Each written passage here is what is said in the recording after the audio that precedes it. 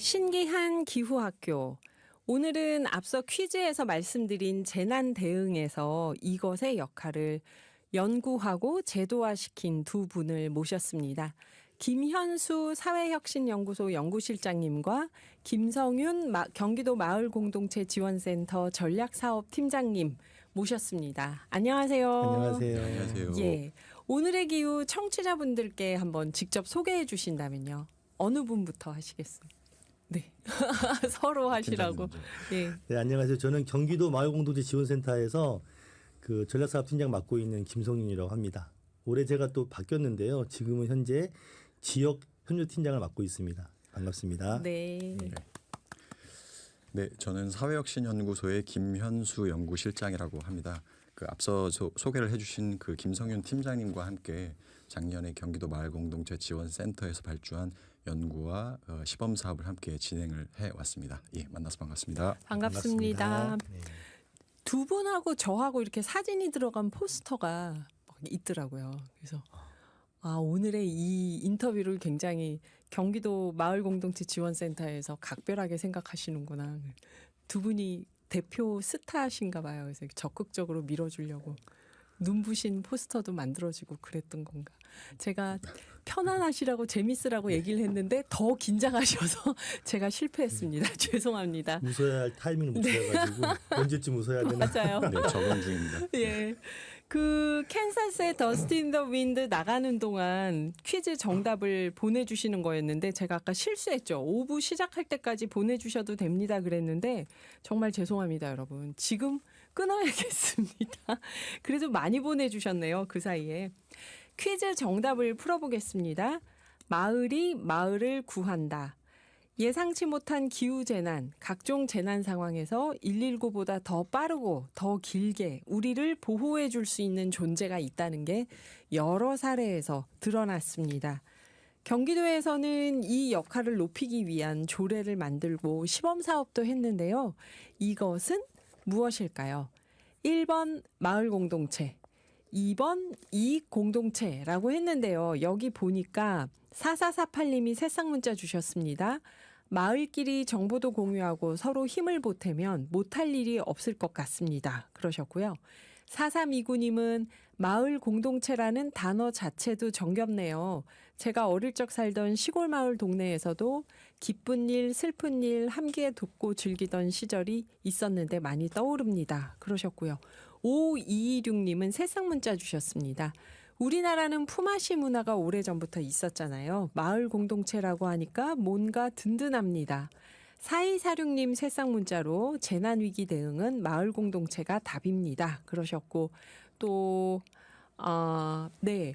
7024님 커피 한 잔 주세요. 전고급에 삽니다 하셨는데 오늘 아마 연락이 갈 겁니다. 저희가 연천군에 사시는 분들 커피 쿠폰 드리니까 문자 달라고 그랬었잖아요. 반갑네요. 7024님 문자 보니까. 이렇게 다들 마을 공동체로 보내주셨는데요. 조성주님, 우리 왕터주대감 조성주님 1번 마을 공동체 정답 보내주셨고요. 4370님도 보내주셨고 그래요. 한번 여쭤보겠습니다. 어느 분이 정답을 발표해 주실까요? 예, 제가 말씀드리겠습니다. 1번 마을 공동체, 2번 이익 공동체. 몇 번인가요, 선생님? 네, 정답은 1번 마을 공동체입니다. 네, 1번 마을 공동체. 여기 4329님이 어릴 적 살던 시골 동네 떠오릅니다 했는데 언젠가는 마을 공동체가 당연히 있었을 텐데 저만 해도 말씀 들으면서 우리 아파트 마을 공동체라고 하면은 뭐가 있을까? 입주자 대표 회의인가? 막 여러 가지가 떠오르거든요. 그 마을 공동체가 재난 대응에서 이게 아주 역할을 할 수 있다는 게 드러났다 하고 얘기했는데요. 현장 연구자시니까 김현수 실장님이 재난 대응에서 마을 공동체가 어떤 역할을 했는지 사례가 있을까요? 아니면 이걸 연구하신 계기가 있을까요? 네, 먼저 그 계기를 좀 말씀을 드려보겠습니다. 그 아마 청취자분들도 뭐 다 아실 텐데요. 요즘에 이제 기후 위기로 인한 뭐 폭설이나 폭우, 산불 다양한 재난이 빈번합니다. 저는 이제 각종 재난이 발생했을 때 이제 지역 주민과 공동체 역할이 중요하다는 관점에 공감을 하고 이제 연구를 쭉 해왔었는데요. 2023년부터 경기도 마을공동체 지원센터와 함께 2년 동안 관련 연구와 사업을 이제 했었습니다. 네.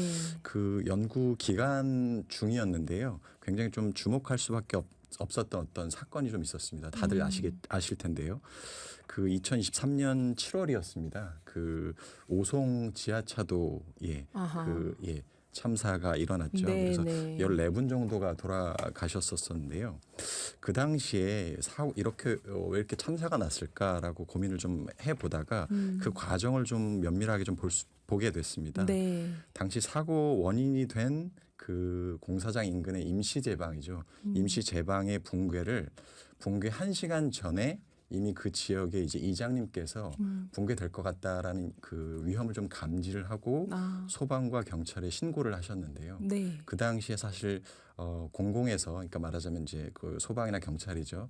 경찰에서 그 제때 대응을 좀 하지 못하는 상황이 있었고 1시간이 그대로 흘러서 그대로 이제 제방이 붕괴가 되면서 그 참사로 좀 이어지게 됐습니다. 네. 그 당시에 그 마을 주민이었던 이장님이 위험을 빠르게 감지를 하고 그거를 알렸음에도 불구하고 공공에서 적절한 시기에 대처를 하지 못했다는 점이 좀 안타깝기도 하면서 동시에 마을의 위험이라는 거 그리고 이제 재난의 어떤 예방 혹은 어떤 감지에 있어서는 그 누구보다도 공공보다도 마을 주민, 마을 공동체가 굉장히 좀 중요한 역할을 할 수 있겠다라고 좀 생각을 했었습니다. 그 계기가 그 당시에 이제 제가 했던 그 연구의 중요한 어떤 동력이기도 했고요. 지금까지 남아 있는 어떤 기억이기도 합니다. 전혀 저는 몰랐습니다. 그거를. 그러니까 가까이에 있는 이장님이 가장 정확하게 느끼신 거잖아요. 가장 빨리. 네, 그렇습니다. 그렇네요. 이 마을 공동체가 재난 대응의 4번 타자가 될 수 있을까? 김현수 사회혁신연구소 연구실장님과 김성윤 경기도 마을공동체지원센터 전략사업팀장님께 듣고 있는데요. 비틀즈의 I will 듣고 5부에서 계속 이어가 보겠습니다. 자, 그러면 마을 공동체가 정말 재난 대응의 4번 타자가 될 수 있을까? 김현수 사회혁신연구소 연구실장님과 김성윤 경기도 마을공동체지원센터 전략사업팀장님께 이야기 들어보고 있습니다. 아까 4부에서 우리가 김현수 실장님께 어떻게 현장 연구자로서 마을 공동체가 재난 대응에 무슨 역할을 할 수 있는지 연구를 시작하셨는지 계기에 대해서 여쭤봤잖아요. 근데 실제로 이렇게 연구해 보시니까 재난 대응에서 마을 공동체가 그렇게 큰 역할, 중요한 역할들을 하고 있는지 어떠셨나요? 막상 연구를 해보시니까 실제 사례가 있었다면요. 네, 저희가 2023년도 연구를 통해서 전국에서 각 마을 공동체 주민분들이 주도적으로 그리고 선제적으로 또 지속적으로 활동을 해오셨던 사례들을 발굴을 했습니다. 그래서 그 연구에 한 30여 개 정도가 되는 대표 사례를 발굴을 하고 제시를 해드렸었는데요.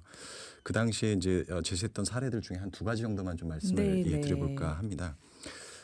마을의 역할 중에 재난 상황에서 가장 큰 게 여러 가지가 있지만 역할이 있지만 그 중에서 저는 심리적 지지와 응원 이게 좀 굉장히 좀 중요한 지점이라고 생각을 좀 하는데요.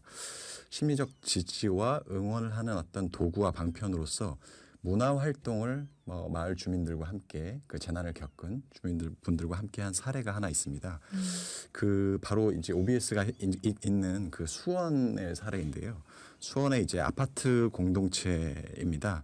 그 메탄 웨이브 하늘채 공동체라고 있는데요. 아마 이제 아파트 브랜드명을 따서 이제 공동체 이름을 지으신 것 같습니다. 메탄 웨이브 하늘채 공동체 활성화 추진단인데요. 입주자 대표회의, 주민, 지역의 마을봉사, 자원봉사자, 관리사무소 이런 단위들이 함께 모여 있는 곳입니다. 이 공동체가 그 코로나 때 좀 주요한 역할들을 했는데요.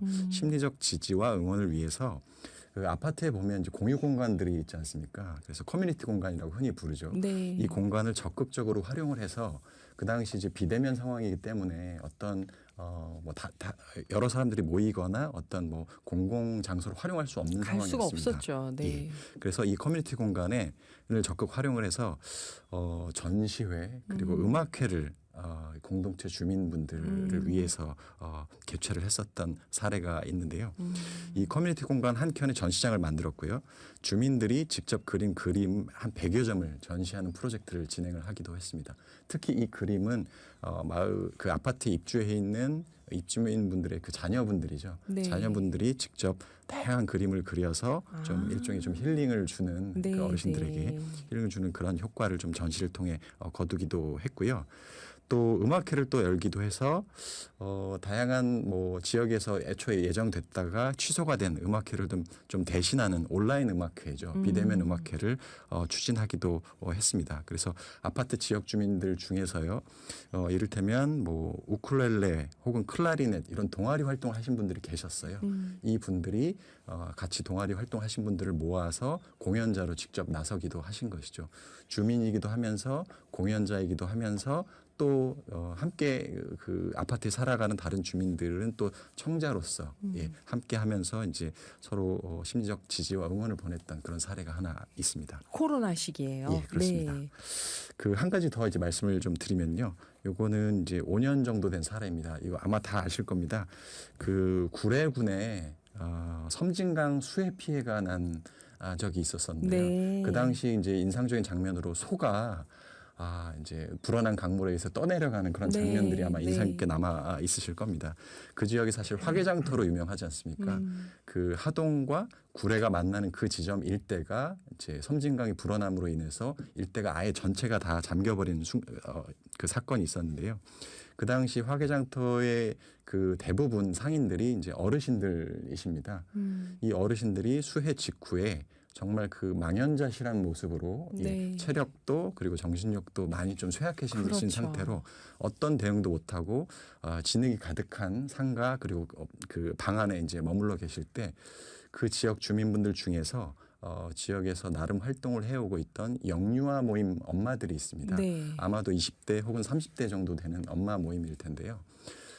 지역에 아무래도 인프라가 좀 적다 보니까 20, 30대 엄마들이 스스로 우리 이 지역에서 우리가 약자야라는 정체성을 갖고 있었지만 수해가 난 직후에는 본인들보다 훨씬 더 어려움에 처한 그 이제 노인분들로 연로하신 분들에게. 연로하신 어떤 상인분들을 도와야겠다라는 생각을 이제 하시게 된 거죠. 그래서 이분들이 서로 이제 각각 그 조를 좀 나눠서 이를테면 발굴되지 않은 그 좀 그 굉장히 어려움에 처한 어르신들을 발굴하는 역할을 하시는 조가 한 조가 있었고 또 이제 가재 도구나 이런 것들이 다 이제 굉장히 쓰지 못할 정도로 그렇죠. 훼손되고 한 것들이 있는데요. 이런 것들을 좀 직접 치우고 뭐 청소하고 이런 역할을 하는 현장팀 이렇게 나눠서 현장 대응을 하는 그런 역할을 진행을 하시기도 했었습니다. 네.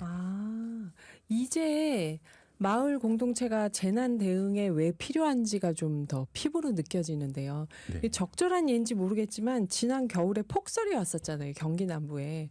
그런데 큰 길은 행정에서 와서 쫙 제설을 해주시는데 구석구석 골목길은 아무도 눈을 안 네, 치우니까 녹았다 얼었다 하면서 정말 위험해졌는데 네. 거기 연세 드신 분들이나 또 이 눈 치우는 도구가 없는 1인 가구나 막 이런 데서 못 치우니까 이게 해결이 안 되더라고요. 꽤 오랫동안 저희 동네에서. 그때 그 생각을 했어요. 이게 행정으로 다 해결이 안 되는구나. 맞습니다. 그런 경우도 마을 공동체 역할이 있을 수 있겠네요. 예, 맞습니다. 정확한 예를 또 이제 들어주셨는데요. 네. 사실 재난이 일상화된 시기이기 때문에 행정이 아무리 이제 여러 가지 자원을 투입하더라도 적시에 그리고 충분히 대응을 하지 못하는 경우가 많이 일어나고 있고 사실 그것은 이제 모두가 다 아는 사실로 네. 뭐 민관 다 알고 있을 겁니다. 그러면 그 일종의 사각지대 공백을 누가 메꿀 것이냐 바로 이제 가장 먼저 그 위험 상황을 포착하고 그리고 함께 할 수 있는 어떤 의지와 그리고 손발이 돼줄 수 있는 어떤 마을 주민들이 함께 있는 그 지역 그리고 마을 공동체가 굉장히 중요한 대응의 주체가 될 수 있는 것이죠. 네, 이 소소한 것까지 또 유연하게 대응하려면 이 행정은 다 못하겠구나 이게 느껴졌는데요. 그 2년 동안 현장 연구 진행하시면서 마을 공동체 재난 대응에 대해서 유형별로 분류를 하셨다고요. 네, 그렇습니다. 앞서 말씀드린 그 연구를 통해서 다양한 사례들을 발굴을 했고 이 각 사례별로 좀 주요한 특징들을 좀 도출한 다음에 유형을 한 3가지 정도로 저희가 좀 정리를 해봤습니다. 네. 좀 쉽게 이해하실 수 있게 좀 풀어서 제가 이제 용어를 좀 써봤는데요. 첫 번째 유형이라고 한다면 서로를 구하고 돌보는 유형이죠. 두 번째가 재난을 논의하고 대비하기.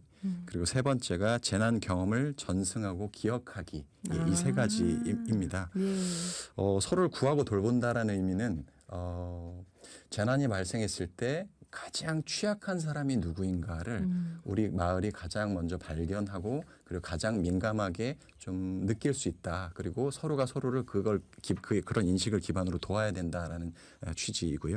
그리고 재난을 논의하고 대비하기. 이것은 앞서 말씀드린 대로 재난 약자를 포함한 어떤 대응이 필요한 상황을 발견하고 포착했을 때 그러면 우리 공동체는 무엇을 할 수 있을까? 어떤 정책 제안을 해볼 수도 있을 테고요. 혹은 아니면 마을 주민들끼리 어떤 모임을 구성해서 어떤 활동을 개시해 볼 수도 있을 겁니다. 그리고 어떤 논의를 시작하는 그런 의미가 되겠죠. 그리고 세 번째는 재난 경험을 전승하고 기억하기. 이것은 재난이 발생한 이후에 피해가 발생한 이후에 그 과정을 충실히 복기를 하고 우리가 그 과정에서 어떤 점들이 부족했는지 그리고 어떤 점들은 잘 대응을 했고 그래서 그것을 어떻게 잘 다져가야 할지 이런 것들을 잘 기억하고 또 다른 어떤 재난이 발생했을 때 어떤 예방을 하는 힘으로써 만들어가는 어떤 과정이라고 볼 수 있을 것 같습니다. 네. 그러니까 이게 공부할 때 예습, 수업, 복습이 있는 것처럼 재난도 미리 대비하고 논의하는 과정이 있고 서로를 구하고 돌보는 역할을 하고 끝난 다음에 전승하고 기억하는 그런 3단계의 과정이 있는 거네요. 예, 그렇습니다. 아하. 김성윤 팀장님 조금 심심하시지 않았나요? 저희가 계속 김현수 실장님과 이야기를 했는데 네. 김성윤 경기도 마을 공동체 지원센터 전략사업 팀장님께 여쭤보면요. 이 지금 김현수 실장님 말씀해 주신 이런 사례들로 경기도 조례로 기획을 하고 시범 사업도 하셨다고 들었는데 이건 어떤 계기가 있었을까요? 그렇게 하시게 된. 예, 그 마을에서 재난이 발생하게 되면은 특히 아동, 노인, 청소년, 장애인 등이 제일 많은 피해를 입습니다. 네, 네, 네. 상대적으로 근데 문제는 뭐냐면 재난을 복구하는 과정에 소외되기도 하거든요. 주장할 수 없기 때문이죠. 이러한 상황에서 마을 공동체가 무엇을 할 수 있을까를 계속 고민했었거든요. 특히 그런데 이제 저희가 생각했을 때 그 촘촘한 관계망을 가지고 있고 네트워크가 충분한 마을 공동체 구성원들이 지역사회에 재난 문제에 참여하게 된다면 의미 있는 일을 할 수 있겠다라는 생각을 하게 되어서 이 작업들을 시작했고요. 2023년 10월 달에 아까 설명하신 그 재난 대응에 있어 마을 공동체의 새로운 역할 연구라는 결과 보고회를 진행했었고 네. 2023년 그해 11월 달에 김태희 경기도의원께서 지역 내 재난 사전 예방 대응 회복을 위한 마을 공동체 활동 지원 사업의 내용을 담은 조례 개정안을 발의하셨거든요. 네. 본회의에 상정돼서 통과돼서 개정됐습니다. 그래서 이제 그걸 바탕으로 해서 이러면 연구가 있었고 조례가 개정되었으니 이것을 바탕으로 경기도민과 함께 좀 이런 마을 위기 대응 사업을 해봐야겠다 해가지고 사업을 만들게 됐습니다. 그래요. 그러면은 이렇게 만들어진 조례는 어떤 내용을 담고 있는 걸까요? 네, 그 경기도 마을 공동체 만들기 지원 조례라고 합니다. 네. 그 10조에 담겨져 있는데요. 10조 조항에는 지역 내 재난 사전 예방, 대응, 회복을 위한 마을 공동체 활동 지원 사업 조항을 추가했습니다. 아까 말씀하신 서로 돌보고 구하고 지키고 회복하는 과정이겠죠. 네. 이 조례 10조에 근거해서 경기도 내 수해, 지진, 산불, 전염병 등 각종 자연재난과 사회재난 발생 시에 마을 주민이 서로 협력해서 위기를 극복하고 피해를 최소화할 수 있도록 마을 단위의 재난 대응 활동을 진행할 수 있게 된 것이지요. 아무래도 이런 과정을 보면서 이 마을 공동체가 이 재난 대응에 있어서 가장 적합한 이 상황이라는 것을 경기도민들이 이해하게 된 것 같고요. 당시에 김태희 대의원은 이런 과정에서 단지 재난 대응이 행정만이 아니라 민간 거버넌스 구축을 통해서 해야 한다. 그래서 경기도 안전관리위원회 운영 조례도 함께 개정해야 한다라고 말씀하셨습니다. 그래서 저희가 이제 마을위기 대응 시범 사업을 진행하면서 가장 중점에 뒀던 것은 바로 이 부분인데요. 마을 주민들이 스스로 재난을 예방하고 대응하고 회복하는 과정에서 마을 주민들의 힘도 있지만 더 중요한 것은 행정과 거버넌스를 통해서 일상적인 마을 위기 또 재난을 대비하는 것에 대한 그 사업들을 만들어 보았습니다. 네. 네.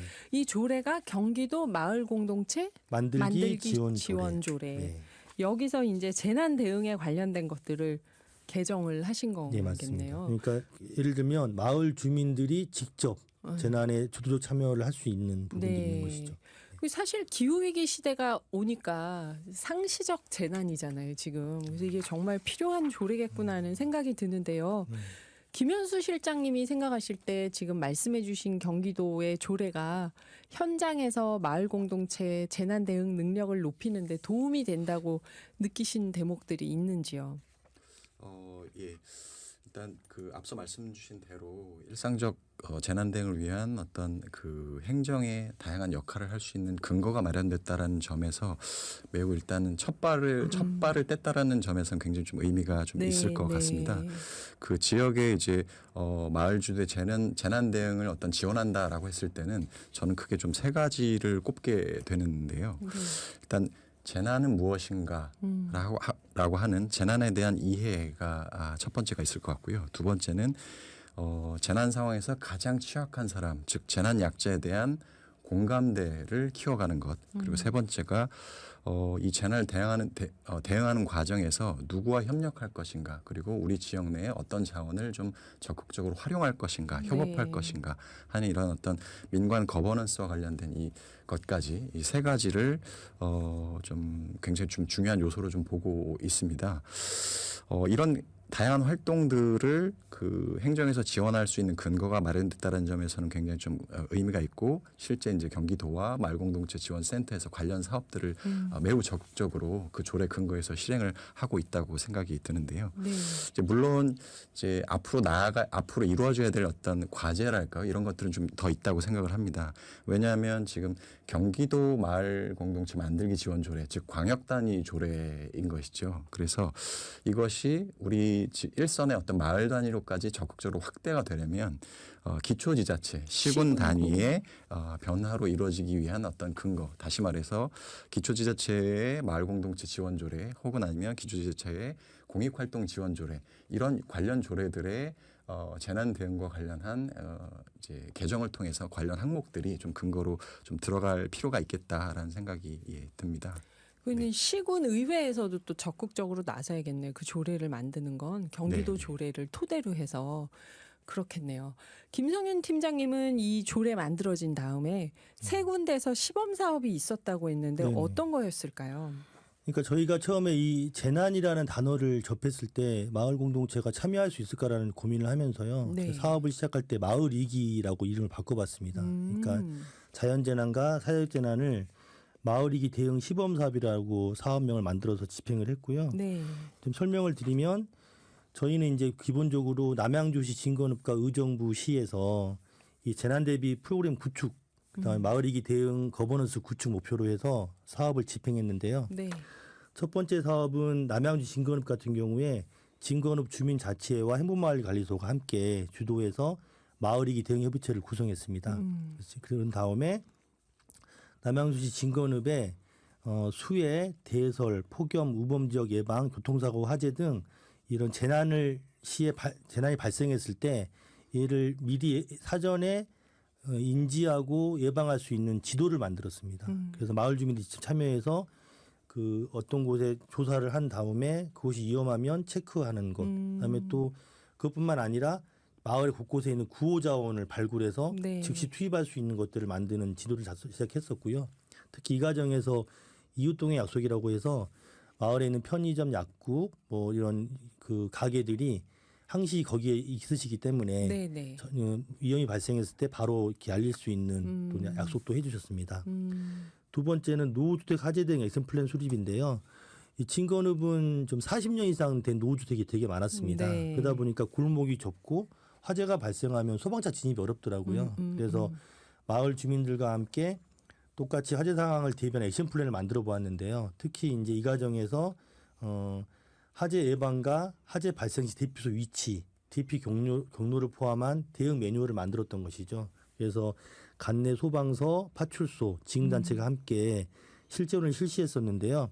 훈련의 내용은 골목길 길터주기, 재난 약자 대피 시키기, 네. 전주민 대피를 목표로 한 훈련까지 진행했습니다. 3단계로 진행했었는데요. 특히 이것이 아마 주민 주도 재난 대응 훈련의 첫 사례입니다. 경기도에서는 그런 상황이었고 이날 훈련에 참여했던 119 안전센터 소방관이 하신 말씀이 기억이 나는데요. 네, 네. 20년 넘는 소방관 생활 동안 주민들이 스스로 화재 대응 계획을 세우고 협조 요청한 건 처음 보았다. 훈련이 진행되는 동안 민원한 건 없었는데 만약 행정과 소방이 주관했다면 이처럼 원활하지 않았을 것이다. 민원이 막 많았을 들어왔겠죠. 것이다. 네. 그래서 역시 주민들이 마을에 더 깊이 알고 있고 네. 마을의 상황을 알기 때문에 이런 훈련이 잘 됐다라고 하신 말씀을 들었습니다. 세 번째 의정부시 같은 경우에는 이게 사실 저희가 이제 갈수록 1인 가구가 증가하고 핵가족이 그렇죠. 늘어나면서 돌봄에 공백이 발생하잖아요. 맞아요. 그러면서 고립위기가 발생하고 있고 고독사가 발생하고 있습니다. 그래서 의정부시 같은 경우에는 장암종합사회복지관과 네. 장암1 주거행정복지센터, 또 의정부시 자치행정과, 또 의정부 마을공촌 네트워크 이 4개가 함께 모여서 협의체를 구성했습니다. 네. 그래서 실제로 고독사 예방 프로그램을 하고 있는 장암복지관 사례를 가지고 조사 연구하면서 장암동 지역의 고립과 고독사를 어떻게 좀 예방할 것인가에 대한 협의를 진행했었고요. 그래서 민간협력 거버넌스 365를 결성했습니다. 365는 365일 동안 함께 고립을 막아보겠다는 뜻이었고요. 특히 이 과정에서 저희가 좀 놀랐던 것은 이 프로그램을 진행하는 과정에도 2번의 고독사가 발생했습니다. 네. 그래서 이게 구성원들이 그날 좀 많이 울기도 했는데요. 이게 남의 일이 아니구나 느꼈고 의정부시에서 아마 저희가 올해 또 이 사업을 할 것인데 특히 청년들의 고립이기 또 노인의 고립이기 고독사 등이 사회적 문제가 되고 있기 때문에 이 아까 말씀드린 촘촘한 관계망을 통한 돌봄이 마을공동체 장점이라면 이런 365의 활동이 좀 눈에 띄게 잘 될 것으로 보입니다. 이렇게 네. 세 가지 사업을 진행했습니다. 아유, 말씀 듣다 보니까 네. 우리가 민주주의 하면은 선거하고 투표하는 것만 생각하는데 네. 아, 이게 민주주의구나 하는 생각이 들었어요. 3가지 시범 사업 얘기를 들으면서 아, 이런 일을 하고 있군요. 참. 이제 오늘 그래서 이 더 많은 마을 공동체가 재난 대응에 효과적으로 나설 수 있게 하려면 어떻게 하는 게 좋은가? 이건 저희가 김현수 실장님께 좀 여쭤보고 싶은데요. 네. 아무래도 저는 그 연구자 입장에서 그 제도적인 어떤 측면에 좀 초점을 맞춰서 말씀을 드리고 싶습니다. 네. 앞서서 이제 다양한 사례들을 저희가 발굴했다고 말씀 좀 드렸는데요. 이제 사실 우리 마을에서는 주민들이 스스로 어떤 재난 대응의 역량과 잠재성을 가지고 있고 실제로 저희가 관심을 갖기 이전부터 다양한 어떤 역할들을 해오고 있었습니다. 이것들을 뒤늦게 발견을 했다라고 볼 수 있을 것 같은데요. 저는 그래서 앞으로 이런 가능성과 역량들을 더 잘 발휘하기 위해서 제도적인 어떤 개선 어떤 이런 것들이 좀 몇 가지가 필요하다고 생각을 합니다. 2가지를 말씀을 좀 드리고 싶은데요. 이제 한 가지는 재난 대응과 관련한 현재 그 행정 중심의 이제 거버넌스 기구가 있습니다. 아마 들어보신 그 청취자분들도 계실 텐데요. 그 각 지자체별로 안전관리 민관협력위원회라는 것을 법에 그리고 조례에 근거해서 모든 지자체가 운영 중에 있습니다. 하지만 이 기구는 사실상 1년에 뭐 한 번, 2번 정도 그냥 열릴까 말까 싶을 정도로 좀 명목상으로만 존재하고 있고요. 실제 또 이 위원회 구성 역시도 우리 마을 공동체의 어떤 대표성을 가진 마을이 주도하는 어떤 주체들이 참여하기에는 구성원 어떤 기준이랄까요? 이런 것들이 열려 있지는 않습니다. 그래서 현재는 민간이라고 했을 때는 뭐 직능단체나 뭐 관변단체 중심으로 이루어져 있습니다. 실제 운영도 좀 관 중심으로 운영이 되기 때문에 실제 지역을 잘 아는 마을의 어떤 의견을 수렴하거나 마을이 주도성을 가지고 어떤 대응에 나서거나 이러기는 사실 구조적으로 실제 그리고 또 운영적 측면에서도 어려운 게 사실입니다. 이런 부분들을 앞서 말씀드린 그 안전관리 민관협력위 위원회 운영 조례를 좀 개선을 해서요. 마을의 대표성을 가진 어떤 주민조직 대표 혹은 아니면 우리 경기도 마을공동체 지원센터처럼 각 지역에 중간 마을 관련 중간 지원 조직 뭐 대표 뭐 예를 들자면 이런 분들이 이 위원회에 엄연한 구성원으로서 함께할 수 있는 어떤 제도적 개선이 좀 필요하지 않나라는 생각을 좀 해봅니다. 네. 저희가 시간이 이제 50초밖에 안 남았는데 김성윤 팀장님께서 한 20초 정도, 30초 정도 청취자분들께 하고 싶은 말씀이 있으시다면요. 네. 저는 마을이 지구를 구한다는 생각을 가지고 마을공동체 활동을 하고 있거든요. 네. 그런데 사실 청년들이 청소년들이 막연한 불안감 때문에 미래를 포기하고 꿈을 포기하고 있습니다. 마을공동체가 이제는 좀 이들이 꿈을 포기하지 않게 우리 스스로 실천해야 할 때가 아닌가 싶고요. 특히 기후위기, 마을의 재난을 마을공동체가 막아낼 수 있다고 믿고 있습니다. 네. 고맙습니다. 오늘 재난 대응의 4번 타자 마을 공동체 역할과 과제에 대해서 김현수 사회혁신연구소 연구실장님, 김성윤 경기도 마을 공동체 지원센터 전략사업팀장님과 이야기 나눠봤습니다. 이 방송은 경기도와 함께합니다. 두 분 감사합니다.